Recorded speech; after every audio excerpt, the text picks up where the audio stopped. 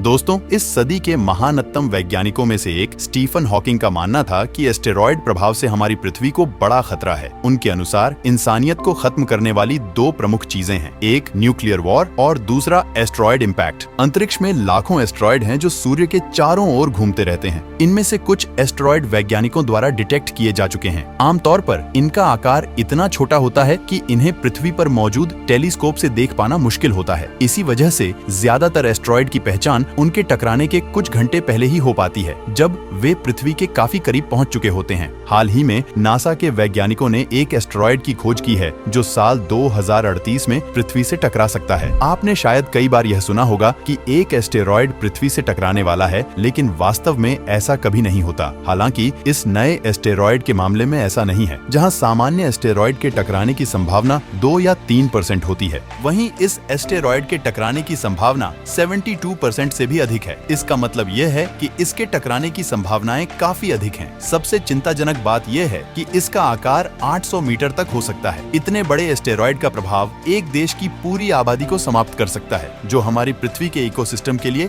बेहद खतरनाक होगा। आज के इस वीडियो में हम आपको इसी एस्टेरॉयड के बारे में जानकारी देंगे। ये एस्टेरॉयड पृथ्वी से किस दिन टकरा सकता है और क्या नासा के वैज्ञानिक इसे टकराने से रोक पाएंगे? इन सभी सवालों के जवाब आपको इस वीडियो में मिलेंगे। हाल ही में हुई एक मीटिंग में नासा और दूसरे ऑर्गेनाइजेशन के अध्यक्षों ने नियर अर्थ ऑब्जेक्ट्स और उनसे उत्पन्न खतरों पर चर्चा की। नियर अर्थ ऑब्जेक्ट्स यानी ऐसे एस्टेरॉयड और कॉमेट जो पृथ्वी के बहुत करीब से गुजरते हैं। इनमें उन ऑब्जेक्ट्स को भी शामिल किया जाता है जो समय समय पर पृथ्वी के करीब आते रहते हैं। नियर अर्थ ऑब्जेक्ट्स पिछले 10-20 वर्षों से काफी चर्चा में हैं। इसका कारण यह है कि दुनिया भर की अंतरिक्ष एजेंसियों ने ऐसी तकनीक विकसित कर ली है जिससे एस्टेरॉयड का पता लगाया जा सकता है, लेकिन पहले ऐसा नहीं था। एस्टेरॉयड ग्रहों और तारों की तुलना में काफी छोटे होते हैं और उनके पास अपनी कोई रोशनी नहीं होती। साथ ही इनकी काली सतह सूर्य की रोशनी को अधिक अच्छे से रिफ्लेक्ट नहीं कर पाती, जिससे वे अंतरिक्ष के अंधकार में छिपे रहते हैं। यही कारण है कि इनका पता लगाना इतना मुश्किल होता है। दूर मौजूद एस्टेरॉयड को पृथ्वी पर स्थित टेलीस्कोप से खोजना जैसे भूसे के ढेर में सुई ढूंढना है। नासा समय समय पर अन्य संस्थाओं के साथ मिलकर ऐसी बैठकों का आयोजन करता है जिसमें नियर अर्थ ऑब्जेक्ट्स और उनसे उत्पन्न खतरों के बारे में चर्चा की जाती है। 2024 में आयोजित इस मीटिंग में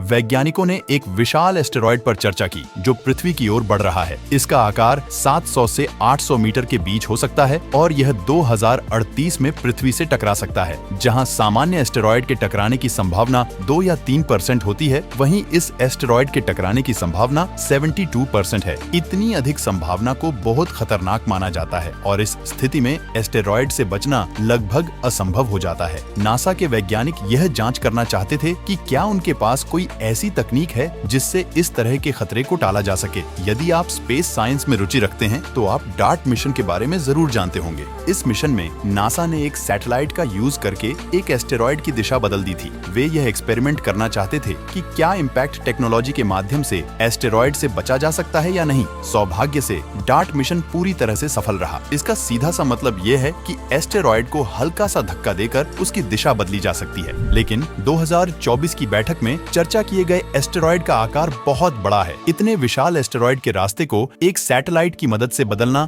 बेहद मुश्किल काम है। नासा ने एक सिमुलेशन तैयार किया जिससे यह पता चला कि ऐसे एस्टेरॉयड से किसी भी प्रकार से बच पाना संभव नहीं है। कुछ वैज्ञानिकों ने लेजर अटैक तकनीक का भी प्रस्ताव दिया, लेकिन इससे भी एस्टेरॉयड के खतरे को टाला नहीं जा सकता। जब वैज्ञानिकों ने इस खबर को इंटरनेट पर प्रकाशित किया तो चारों ओर एस्टेरॉयड से जुड़ी खबरें वायरल होने लगी। इंस्टाग्राम, ट्विटर और यूट्यूब पर लोग इसके बारे में बिना पूरी जानकारी के पोस्ट करने लगे। असलियत ये है कि ऐसा कोई भी एस्टेरॉयड पृथ्वी की तरफ नहीं आ रहा है। नासा ऐसे हाइपोथेटिकल सिमुलेशन पर अक्सर चर्चा करता रहता है ताकि सबसे खराब स्थिति के लिए तैयार रह सके। आप उनकी ऑफिशियल वेबसाइट पर जाकर खुद देख सकते हैं कि उन्होंने इस पूरे सिनेरियो को एक हाइपोथेटिकल बताया है, जिसका मतलब है कि इसके होने के चांसेस लगभग असंभव है। नासा अपने प्लैनेटरी डिफेंस सिस्टम को लगातार चुनौती देता रहता है ताकि आने वाले समय में पृथ्वी को हर संभावित खतरे से बचाया जा सके। वे जो भी सिमुलेशन तैयार करते हैं वे सभी काल्पनिक होते हैं और उनका वास्तविकता से कोई संबंध नहीं होता। लेकिन जब वे इस जानकारी को पब्लिश करते हैं तो अक्सर सोशल मीडिया चैनल इस जानकारी को अपने हिसाब से बदल देते हैं। आमतौर पर यह व्यूज और लाइक्स पाने या गलत जानकारी फैलाने के कारण किया जाता है, लेकिन हमारे चैनल पर आपको कभी भी ऐसी कोई भी गलत जानकारी नहीं मिलेगी।